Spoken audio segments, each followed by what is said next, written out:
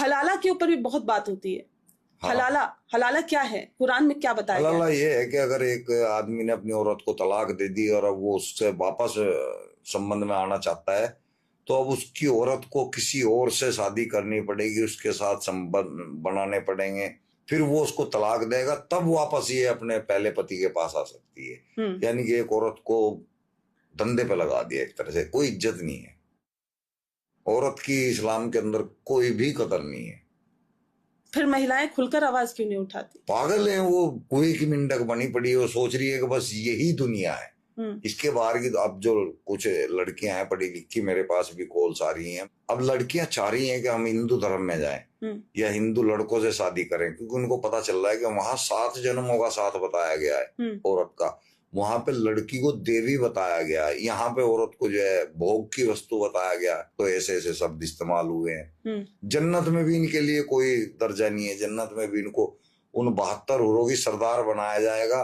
सरदार बनने का मतलब है वो उन हुरों की टाइमिंग अपने आदमी के लिए फिक्स करेगी, आज तूने सोना है, कल उसने सोना है, परसों उसने सोना है। कौन औरत ऐसा काम करना चाहेगी? इस्लाम में लड़की की शादी करने की उम्र, उसकी उम्र नहीं है, उसका हेज बताया गया कि जब उसको माहवारी आनी स्टार्ट हो जाए तो उसकी शादी की उम्र होगी।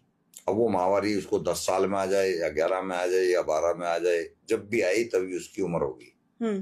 वहां उससे उम्र से या उसके एक्सपीरियंस से कोई वास्ता नहीं है। मतलब 9 साल की बच्चे की शादी करते हैं। हाँ, कानून से कोई मतलब नहीं। खुद मोहम्मद ने की, जो अपना आपको पैगंबर बताता है, जो एक डकैत था, लुटेरा था, हकीकत बात है, कुरान के अंदर है, वो लूट का माल भी लेता था 20%, तो लुटेरा ही कहेंगे ऐसे आदमी को जो लूट का माल लेगा, वो लुटेरा होता है। उसने खुद 6 साल की बच्ची से की थी, बल्कि एक हदीस तो ऐसा है जहां वो 2.5 साल की बच्ची पे गंदी नीयत डाल रहे हैं। उस हदीस मुसंद अहमद का हदीस है, 26,870 नंबर है। उस हदीस में उम्मे हबीबा नाम की बच्ची घुटनों के बल फरस पे खेल रही थी। मोहम्मद साहब उनके घर मेहमान के तौर पे गए थे, तो वो जब बच्ची खेल रही थी, उसको खेलती को देख के बोल रहे हैं कि अगर ये बच्ची मेरे सामने जिंदा रहते जवान होगी तो मैं इसके साथ निकाह करूंगा। निकाह के मायने सीधे सीधे सेक्स है, संभोग है, शादी नहीं है। शादी तो इन लोगों ने बना दिया इसका मीनिंग, अब गूगल पे भी शादी आने लगा इसका, लेकिन इसका मतलब शादी नहीं है। अरब के अंदर इसकी जो वो है तर्जुमा, वो सेक्स है, संभोग है। तो वो 2.5 साल की बच्ची के साथ संभोग करने की बात कर रहा है। कैसी मानसिकता उसकी होगी?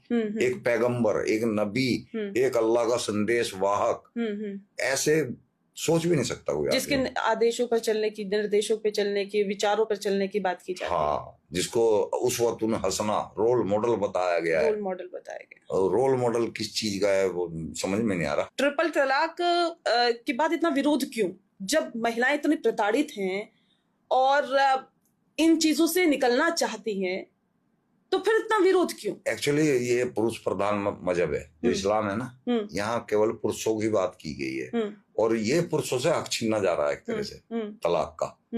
तो उनको इसलिए मिर्ची लग रही है, केवल तलाक मर्द ही दे सकता है, औरत दे ही नहीं सकती, उसको कोई हक है ही नहीं। अब इनसे जो हक छीनना जा रहा है तो इनको मिर्ची लग रही है, क्योंकि उसके बाद इन्हें हलाला करने का मौका मिलता है, उससे पैसा आता है, वो मौका मिलता है, मजे के मजे मिलते हैं। दिक्कत हो रही है इनको। मौलवियों के मजे हैं। और किस किस के मजे? वो मौलवी हो गए, हमारे भी थे एक टाइम में तो। हाँ, 2 हलाले किए मैंने भी अपने जीवन में। अच्छा। हाँ। तो फिर कब आपको ऐसा लगा कि नहीं, अब तो मुझे निकलना है, ये गलत है? ये मेरे को कोई 28-30 साल की एज होगी, मैं उस वक्त मजार के ऊपर बैठा हुआ था, तब मेरे को ये बात समझ में आई थी कि हम यहाँ पे बहुत गलत कर रहे हैं। मेरे को ये तो पता ही था कि कोई अल्लाह नहीं है, और ये सब पीर जो है कुछ नहीं है, चिनाई पत्थर से बनाई हुई कब्रें हैं, अंदर कुछ नहीं है। वहां लोग जो है ना चारों तरफ से टूटने के बाद उस दरवाजे पे आते हैं लोग अपनी उम्मीद लेके कि यहाँ पे मेरा कुछ काम बन जाएगा। अच्छा। वहां पे हमारे जैसे ठग लूट लेते हैं उसको। हलाला की बात भी कहते हैं कि नहीं, मना कर देते हैं शादी के लिए, ऐसा होता है? हाँ, ऐसा होता है, बहुत होता है। कई बुड्ढे ऐसे थे जिन्होंने हलाला के लिए शादी करी और फिर तलाक देने से इनकार कर दिया। वो कह रहा कि मुझे जिंदगी में दोबारा ऐसी औरत मिलेगी नहीं, हलाला के बहाने मिलेगी। और कितनी कुरीतियां हैं इस्लाम में, पूरी कुरीतियां जी, टोटल।